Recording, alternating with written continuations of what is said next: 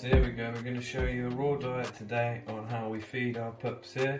And when I mean pups, I mean once they've been weaned off mum and we're starting to get them on solid food themselves, and we're going to get them to enjoy it. So the one thing we need to remember here, first things first, what everyone wants to do when they get a puppy is try to put loads of weight on it and get the biggest dog that they can get.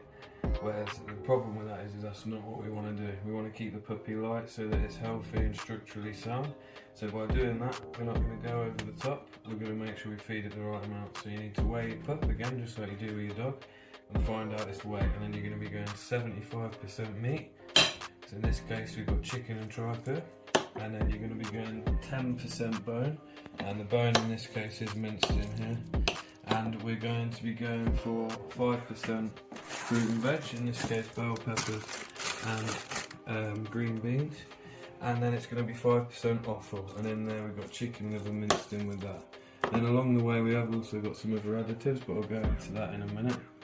So first things first, what I'm not going to do though is weigh it out, which everybody should do if you've not been doing this for a while. But just like anything, once you do it for a while, you kind of know what you're looking for and what weights are going to be what.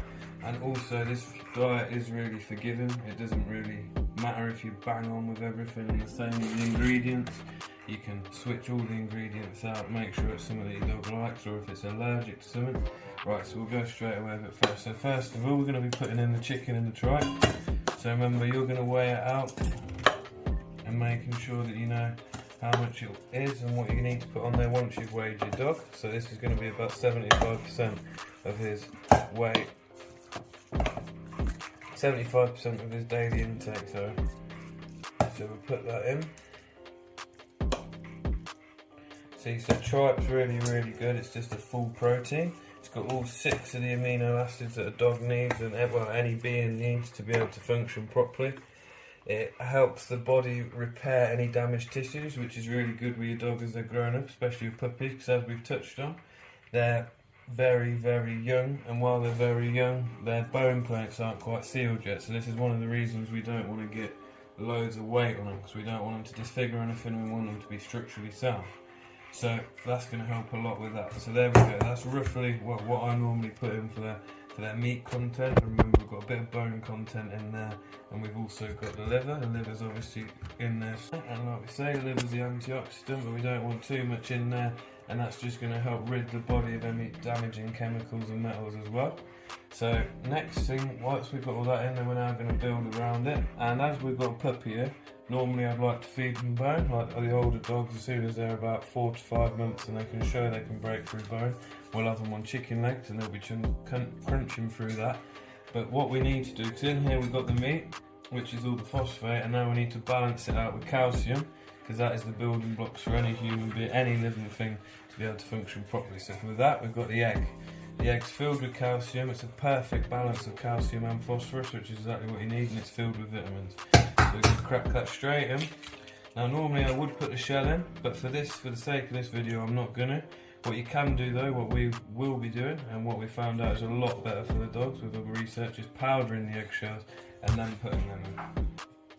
So once the egg's in, we're going to go over to the fruit and veg. So now we've got the 5% veg and 5% fruit. So we've got the bell pepper.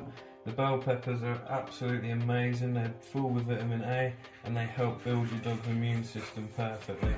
And it's a bit different, but just always remember not to give them any hot peppers, because hot peppers can contain some damaging chemicals. And with this, again, it's not too much. We know what we're looking for. So if you've not done it before, just make sure you weigh it out. But I know roughly how much it is, and I'll dice it up nice and fine, so it's not too big of chunks, so they can't try and dodge it and leave it. And then we'll whack that straight in there. Get a bit in there. Always go for the red or orange peppers as well. They're all definitely filled with more minerals. And then we go for the green beans, the antioxidant, which are just filled again with vitamins, really good on the dog's gut. Everything else, you can do these anyway. You can serve them raw, you can serve them steamed, you can get them canned. But again, they're really going to help with the dog, especially with its stomach and digestive system. So we'll just chop through them nice and fine. And we just want a little bit. And again, you want to introduce all this slowly into your dog's diet if you've not done it before, because it can cause an upset stomach with a sudden increase in the fibre. but the fibre is very, very good for your dog as well. So right, we've got in there now 75% meat, we've got the 10% offal, no 5% offal, sorry, 10% bone, and now 5% fruit and veg. Now what else we're going to put in there is a bit of ground turmeric. Now what ground turmeric is an anti-inflammatory, and it's going to help with every single thing to do with your dog's joints and your dog's bones. But again, it's because it's an anti-inflammatory, you want to go very easy on it, and you want to check out the dosages for it yourself. And I won't give you the dosage for it, because you want to know how much is to put into your dog, because it will thin their blood out and that can cause problems, but in very fine amounts it is perfect for what we're going to do it for.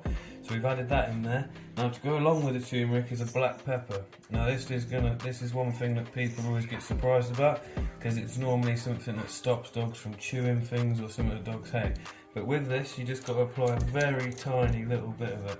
And what that does is it goes along with the turmeric to help it soak into your dog's blood better and actually perform what the turmeric's going to do. Now, the other thing we put in there, we normally use two different things, either sauerkraut or natural yogurt. And what we're using this for is a probiotic, and it's going to go into the dog's diet, and it's going to help it digest its meals, and it's going to help rid the body of any damaging chemicals as well. And again, not too much of it again, because we don't want to feed it in too excessive amounts. So again, look up to your dosages. And with this diet as well, if you see your dog's putting on too much weight or not gaining enough weight, if you feed them 5% of its body weight like this diet is, maybe up it to the 6% or even go down to the 4%. But I stick around the 5%, and as they gain weight, I keep track of their weight, I'll slowly increase it and keep going. So right, once that's all in there, that's normally the basic meal, that's all they're going to need. We're going to give it a nice mix around, and this is going to give them everything we're going to do. And again, if you this is very good for when they're weaning, or when you're weaning them off mum, because it's such a good consistency and a very good texture for them to eat. It's not hard for them to chew. You can make it sloppier, you can make it harder, whatever you want to do.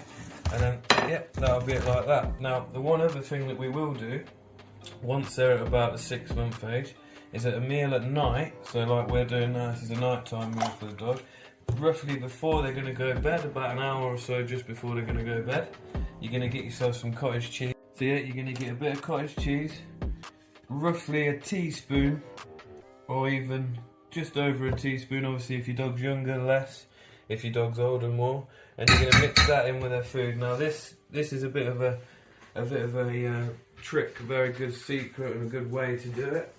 What it does is cottage cheese contains a protein called IGF-1, and what IGF-1 does is keep your dog in an anabolic state, or any being in an anabolic state. So when you normally go to sleep at night, your body will go into a catabolic state, and it will not gain no more muscle, and everything will just kind of relax and it will rest, which is obviously good. But if you've got the IGF-1, which is obviously in the cottage cheese, that's going to keep your dog's muscle and everything else gaining throughout its sleep and throughout the night, and you'll see really good benefits and effects from this really quickly. But again, feed this in moderation. I go once a night, and I sometimes skip it out every other day. You can keep an eye on your dog, keep on track of their weight, and see if it's really making a difference for it. So yeah, that's all that for that one today, guys. Thank you for all the support and getting us to where we're at now. Please make sure you like, comment, share and subscribe on the video, and we'll see you on the next one.